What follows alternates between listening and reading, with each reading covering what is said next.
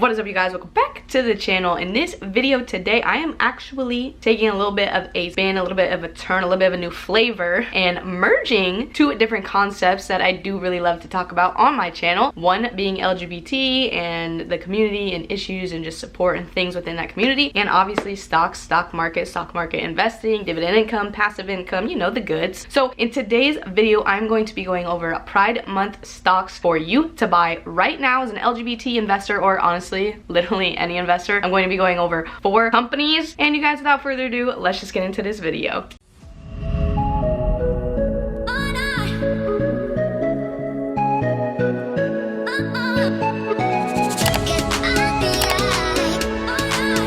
But first, if you are new here, what is going on? My name is Nikki, and it would mean the absolute world to me if you would consider subscribing by hitting the NB in the bottom corner, or the red subscribe button. Join the crew, join the journey. On this channel, I post 2 times a week, ranging from faith, finance, sexuality, business, real estate, money, investing, all the goods. I just like to talk about my life, my journey with life. I believe everyone is on a journey, and everyone's journey is worth sharing. So if you are into that, or if you're just into hanging out with me, as much as I love hanging out with all y'all, please consider subscribing. Now, with that pitch out of the way, you guys, let's go ahead and just get into this video. All right, y'all, so I was doing some research. I mentioned a little bit earlier about the whole LGBT investing, trying to merge Pride Month, and kind of just, you know, into my passion currently right now. And as I was researching, I came across an article from a guy named Tom Young. He's the founder of Journex Financial Advisors, something like that. He's a certified CFA. He's been doing it for over a decade. So he had this article about the best LGBT supporting companies to invest in.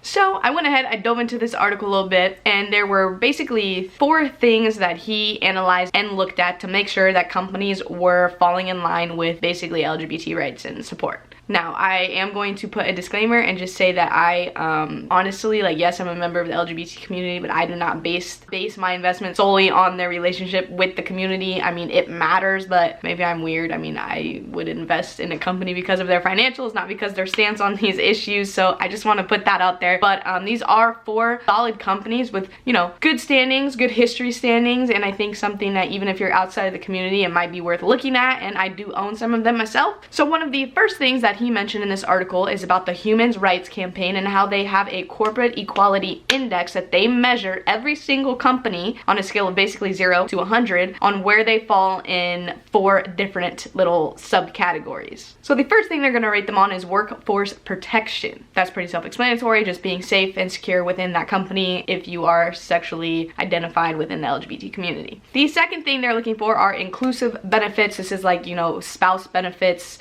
Make sure basically they line up with someone who is a man and a woman, basically, couple, married, whatever. So just making sure that those are inclusive and work as well for same-sex couples. The third thing is corporate responsibility, just how they hold themselves, what they are responsible for, where they stand kind of within the whole scheme of things. And then the last thing that they look for and they're going to grade them on is responsible citizenship. So like if they give to causes that support LGBT, if they avoid issues that have to do with it, just things like that. Now, luckily this is 2020 and most companies do fall within a passing, I guess. They look for a 90 or above to say that this is a great company for this specific LGBT support reason. But I was actually kind of surprised to see some heavy hitters that were pretty low in their score. For example, Rite Aid came out with a 50, and let me tell you, thrifty ice cream, I'm not giving that up, but come on, Rite Aid, do better. Costco came in only at a 60, which is like, come on, Costco. But I'm gonna let it slide a little bit. I'm gonna give them like a 10 or 20 point discount here because they do give free samples. So I kind of feel like I'm gonna let them slide a little bit, but I was very surprised by that. Maybe I shouldn't be. I mean, I haven't researched Costco enough to kind of know where their management's at, but. And then ExxonMobil came in at an 85, which is pretty close. I mean, whatever. But like in a previous video, I already mentioned that I'm a Chevron girl, and maybe now I'm more of a Chevron girl. Come on, ExxonMobil, you just gotta get five more points. Like, do something, you know what I mean? Like, there's a little something you could probably do. Just do it. So another thing kind of on this list that they're looking for when they're determining basically where they fall on that level of support for the LGBT community is if the company is a leader in LGBT rights or more of a supporter. Basically, this is just saying that the company stand up early on or face, you know, adversity and not attacks, but like, what am I saying, girl? Spit it out. Or like bad press or like whatever. But basically, are they they leading or are they supporting? So that is like, I mean, it's a little bit of a difference. Like, you know, it takes a lot of courage to be the first person to say something and not so much courage to be the 1000th person to agree with that. So I can kind of see where they're at with that. But there's a few things they look at within that target. So that's like, are they supporting LGBT initiatives? Like non-discrimination policies.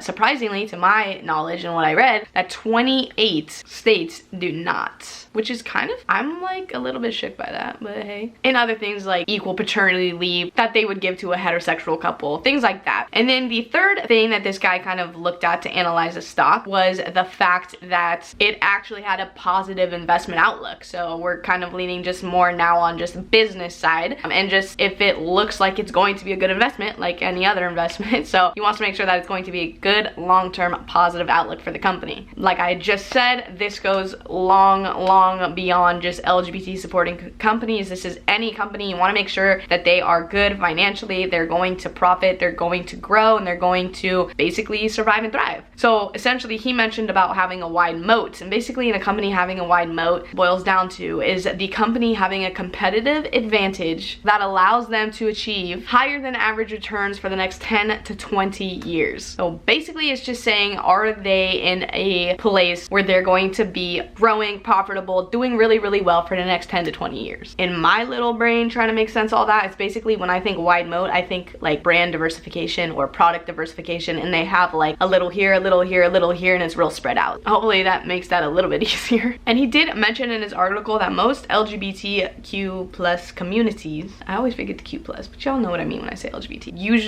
forward-thinking companies, which that makes sense. So usually they do have that wide moat, and there is a lot of good outlook for these specific companies. Like for example, Apple, Google, they're amazing companies that really stand by the LGBT community and have implemented that protection and support for that community within their company. You guys, if you are this far in the video, can you just comment down below wide moat? I kind of just like that phrase. I think it's kind of weird. I think it's kind of funky. Wide moat. Leave it down below and let me show you some love, okay? Thank you very much. And then you guys, just obviously you want to make sure that the company is currently trading at a good value, which on the date of filming this, which is June 11th, the stock market has freaking tanked. I was down like 6%, something disgusting. I mean, you're watching this at a different time, so it's not, it might be better by the time you're watching this obviously, but clearly the fourth thing you want to look at is just make sure it's at a good value right now. All right guys, so before I dive into these 4 stocks, I'm gonna go ahead and leave a link down below to the actual corporate equality index that you can like pull up and look through. I mean, it's a whole PDF document of pages of stuff. I'm not gonna like sit here and talk about that too much because I don't want this video to be super long like I have a tendency to do. So I will go ahead and put some links down below if you're interested in just looking at that and reading about it and educating yourself about it. But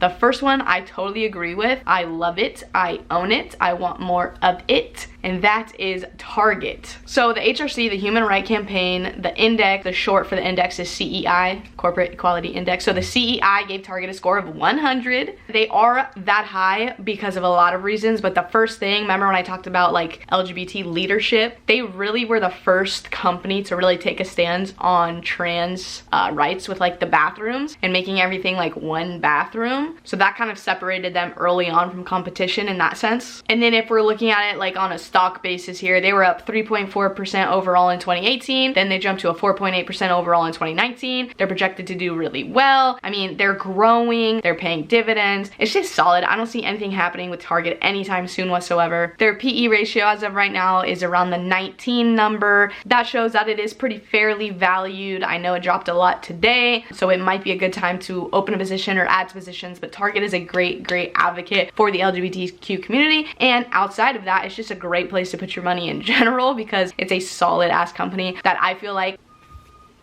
oh hell no, come on.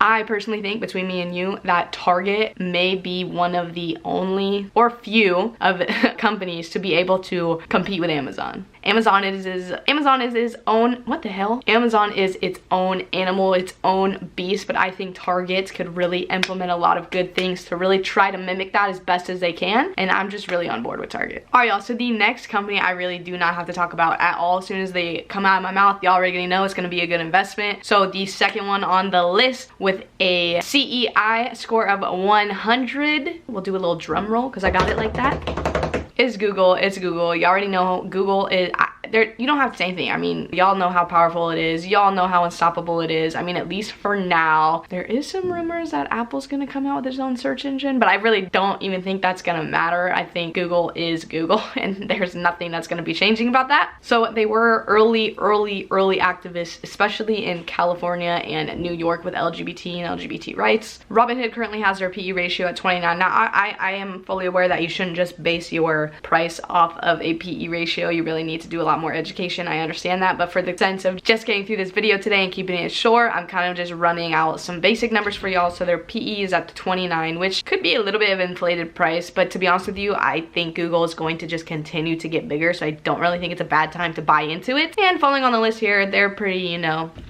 tight with the LGBTs, so for that reason, I guess you could invest, but I think you should just invest in general because Google's really good.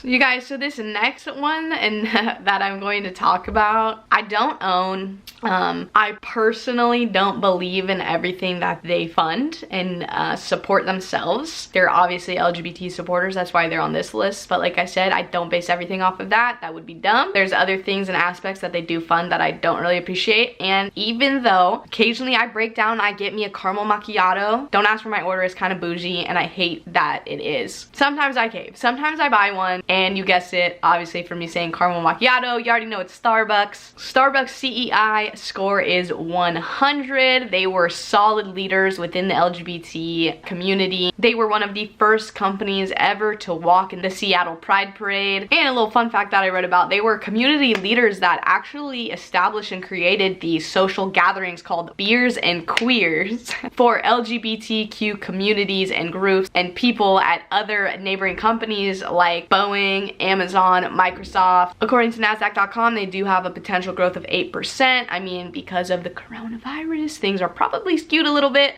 They do have projection to grow. I know things are very hard for them right now. They are closing a lot. This is just hard times for literally almost every stock, unless you're Google, DocuSign, Zoom, anything tech-based, e-commerce or whatever. Work at home dominant, you're struggling, and that's just the facts. So their current PE ratio right now is around the 29 number. It could show a little bit signs of being too overly priced. The fair value that Morningstar came up with through a little bit of research I did is around like the 86, 87 mark, which would mean that currently I believe they're trading around $73 and some change. So they're technically, I guess, undervalued in that sense, but obviously do your own damn research and stuff. This is just a quick little LGBT thing for y'all, okay? When all of this blows over, honestly, within a year, maybe even 2, by the time the economy fully recovers from this crap, I think Starbucks is going to return to being a very big hitter in the game. And so I believe that if you agree with the other things that they may support, Starbucks might be a good place for you to put your money. All right, y'all, moving right along to the 4th stock on my list,